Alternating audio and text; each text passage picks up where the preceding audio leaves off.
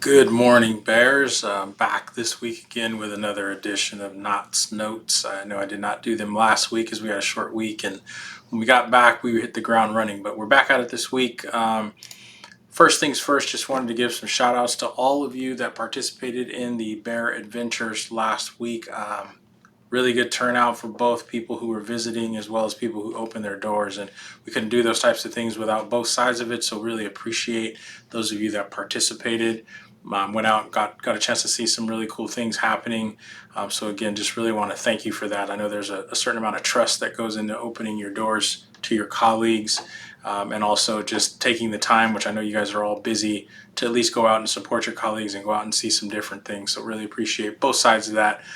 Thank you, Ms. Valenzuela and Ms. Smith, for putting that together with the staff.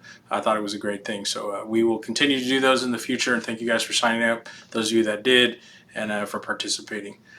This week's Knott's Notes are going to be a follow-up on one of the things that we didn't get to on the very first staff meeting back at the beginning of the semester when I was talking about some generalizations and misconceptions. We talked a bit about PLCs. We didn't get to some of the other topics, so I'm going to start covering those on a week-to-week basis. This week, I'm going to talk a little bit about DOK. So just to jump right into it, so this video doesn't get too long. What it is and what it isn't. You guys should be familiar with what depth of knowledge is at this point, but just on the screen here, you'll see kind of what it is and what it isn't list of things. It is a framework.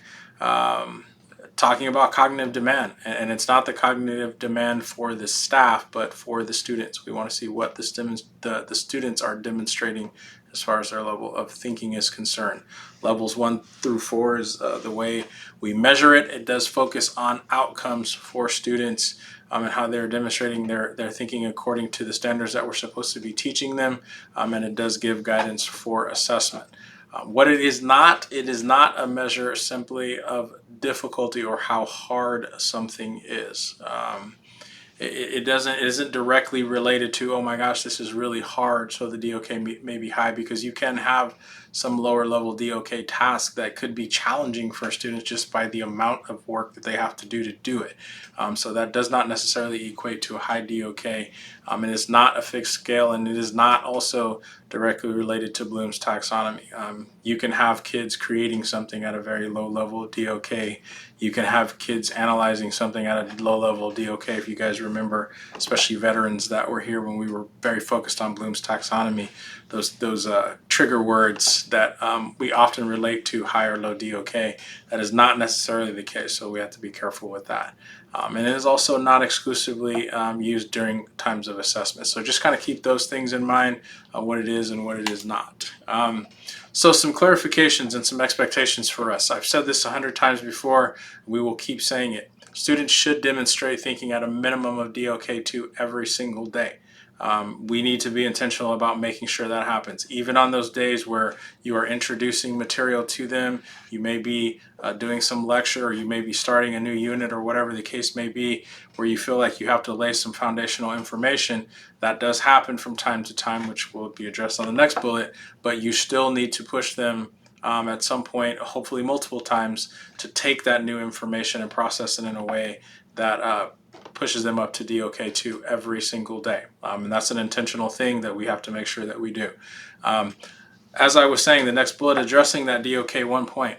No one on this campus thinks that DOK1 is a bad thing. It is often necessary for our kids foundationally to learn basic information, but we can't live there. We can't let students just exist there, and that again is up to us to make sure that that does not happen. Okay, but it is not bad for us to walk into a classroom and see a DOK1, or not bad for you in your classrooms and your lessons to have sections of your lessons that will be at DOK1. It's going to be necessary sometimes.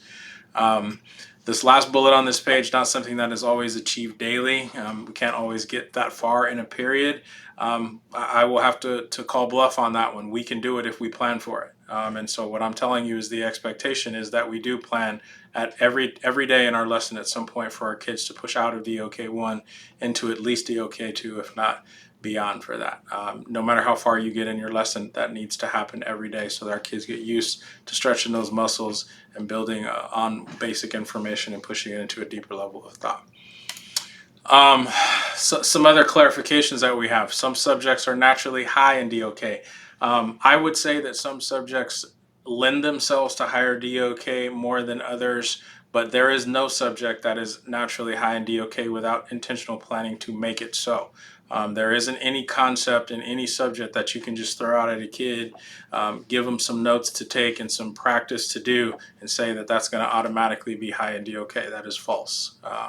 We have to make sure that we are intentionally pushing kids into that natural that high level, the high levels of DOK, in order to make sure that that is happening. If you're not consciously thinking of those things, please intentionally do so. This next one, we hear this one pretty often. My thoughts of DOK are different from admin's. The truth is, we all have maybe some different interpretations of what maybe an activity is as far as DOK, and those are relevant conversations. We should have them.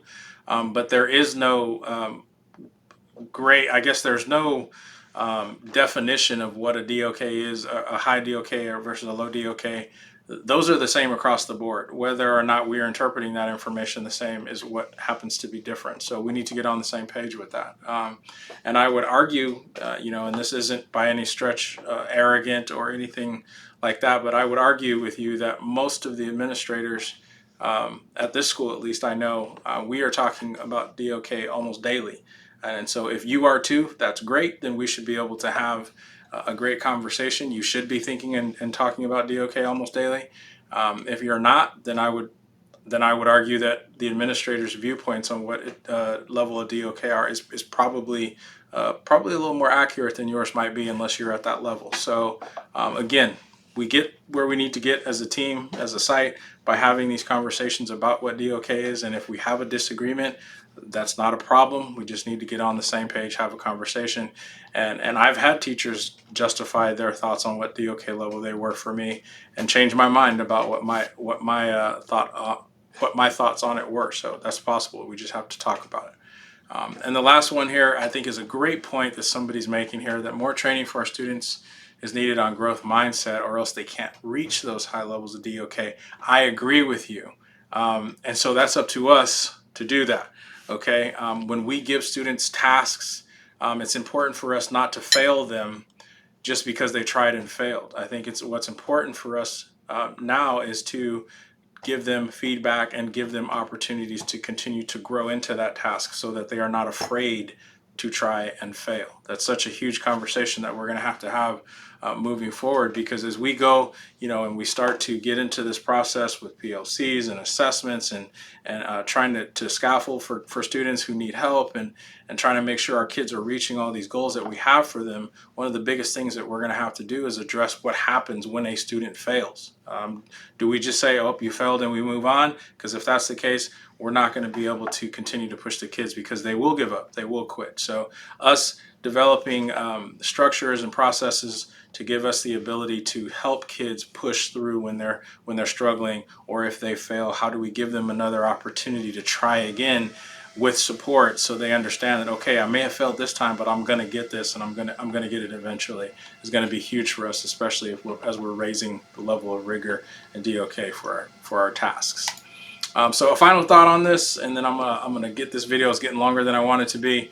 But again, I'm gonna go back to what I was saying before. If we, meaning our whole staff, okay, whether it's an administrator or and a teacher, or a teacher and a teacher, or an administrator and an administrator, whatever combination of people it is, if we're arguing over DOK levels when we see something in a class, or if we're executing or designing a lesson, that's a great problem to have.